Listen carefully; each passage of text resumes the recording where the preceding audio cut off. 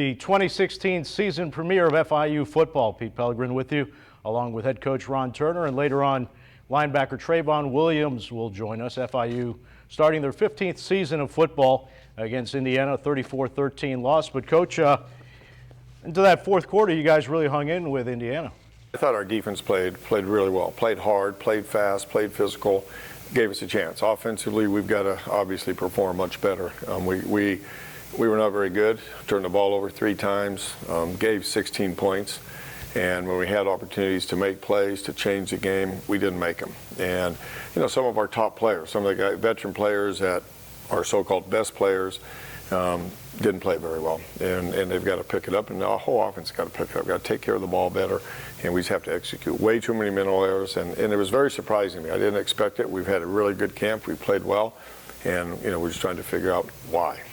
Speaking of that defense, you got a couple of guys that you missed most of last year back in Treyvon Williams and Davison Coleman, and I thought that really helped getting those guys back. I mean, if you look at it, the defense really only allowed 3 points into that fourth quarter. Oh, absolutely. And, you know, those guys are great players. We missed them last year when they didn't play, and they're playmakers. They got great football instincts. They're smart football players. They understand the game, and they're athletic. So those 2 guys stepped in and played well along with Anthony Went. And I thought our whole defense did. I mean, they hung in there and kept going. In the fourth quarter, you know, by then they were worn down and tired, and we, you know, it was hard. They have a very big physical line, and they just started wearing on us as the game went on. We just couldn't get any help from the offense.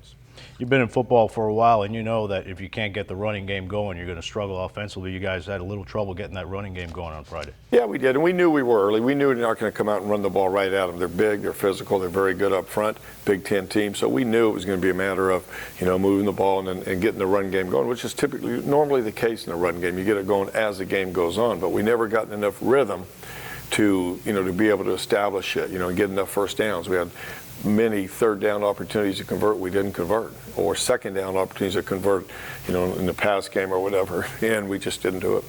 You talk a little bit about quarterback Alex McGough's performance. He only had 8 picks last year. He threw 3 on Thursday. Your assessment of him? Well, he's got to play better. I mean, it's plain and simple. He's got to play better. Now, the first pick for the touchdown, the first pick 6, that was 100% on the receiver. He ran the wrong route. It was a right route, wrong adjustment. And nothing Alex can do. We tell him all the time, anticipate. He saw it, he read it, he threw it. He's counting on the receiver to be where he's supposed to be, so it was picked off for a touchdown. Obviously, everybody looks at it and says, that's Magoo. That was not Magoo. That was not, nothing he could do about that. The other 2, yeah, the screenplay, I don't understand. I mean, he just, you know, floated the ball out there, and he's got to play better. There's no question about it. He's got to play better, but a lot of guys around him have to pick it up too. Just didn't play as well as we're capable of playing. You know, in camp, we saw some of these young guys make some plays, and you say to yourself, well, it's camp. They're going against the defense of FIU. It's not really hitting or anything. But Stanley Thomas and Tony Gator, I thought, had some pretty good debuts for us. They're going to be very good players. They're going to be really good players. Stanley can run, get out of breaks. I mean, second practice here, I'm like, wow, we got something there. And same thing with Gator. You know, Gator, you know, he'll make plays for us. He'll continue to make plays. He made some mistakes during the course of the game. Had a big one on third down. But, you know, everyone does. Everyone does that. So he's going to be a very good player. We got a lot of confidence in him. We got a lot of confidence in Stanley. Now we got to get T.O. and John New and the other guys, you know, going and be able to do a lot of things. I thought A1 had a really good game. A1 probably had the best game of anybody on offense. Played extremely well. For those that don't know the nickname, that's Alex Gardner. Alex for those, Gardner, yeah, you know, A1, they can make it a steak sauce. It's Sunday morning, you know. Yeah, exactly. No, he played really well. You got, obviously not the results you wanted, but what can you take from this Indiana game to get you ready for Maryland? Well, we just got to eliminate the mistakes. So we as coaches have to go back and look at it. Are we doing too much? What are we doing? Why do we make so many mistakes? And zero in on that. And then as players, they got to be accountable to not make them. So all of us got to be accountable. We got to do a better job coaching, got to do a better job playing, and we got to execute much better in offense. Maryland had a pretty easy game yesterday. They defeated Howard 52-13. Howard, not Division I NCAA football, but Coach, you still got to look at the film and see what the Terrapins did. They did run for 317 yards on the ground, didn't have to throw much. I mean, they were up 35-0 at halftime. What have you seen so far? Well, I'd say they're a good team. They're an athletic team, very athletic, got some good players. Caught several starters back from a year ago, excuse me, and they're a good football team. So, like I said, very athletic. They're a Big Ten team, so they're going to be physical.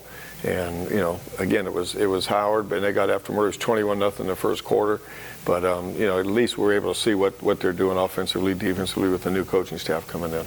Your first game as an FIU coach was against Maryland back in 2013. They have a new coach in DJ Durkin. Do you look a little bit at the Michigan film to see what they're doing, knowing that he's coming from Michigan? Oh yeah, absolutely. Just like last week, we watched South Florida film offensively because that's where the defensive coordinator is from. Yeah, we studied a lot of Michigan film. We also watched Maryland film for the personnel. As far as another Big Ten test, obviously another big test for you guys.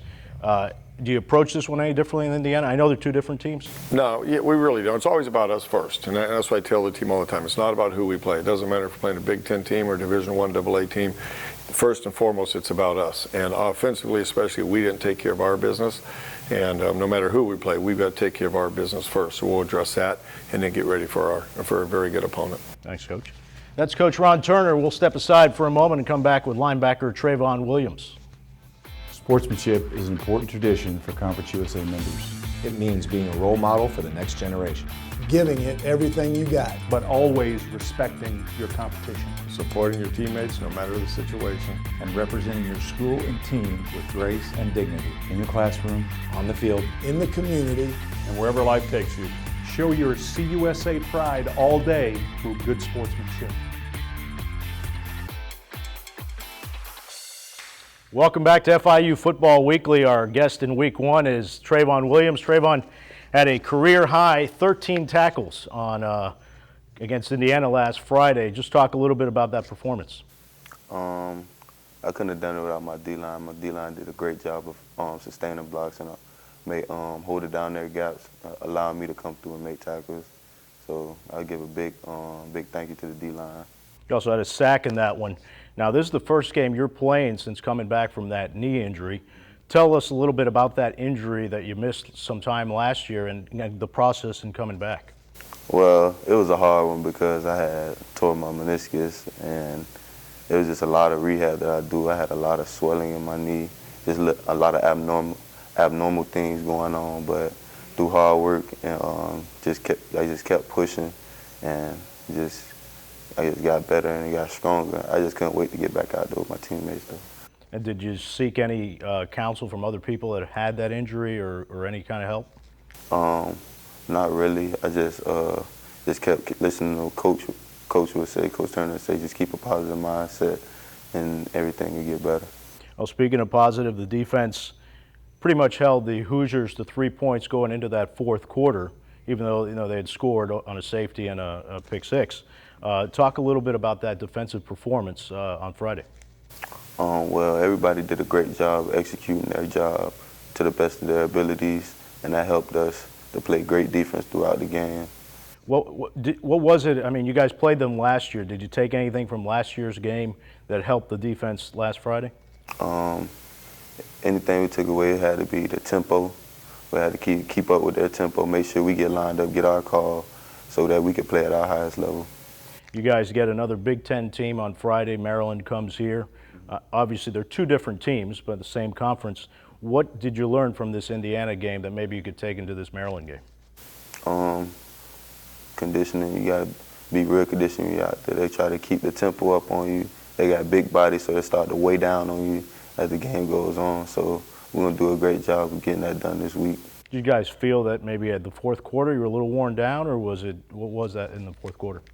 Well, no matter how much we're in the field, we got to perform. So we just got to do a better job of executing when we're tired, conditioning, and after practice, running to the ball, all those things to help us when the game comes.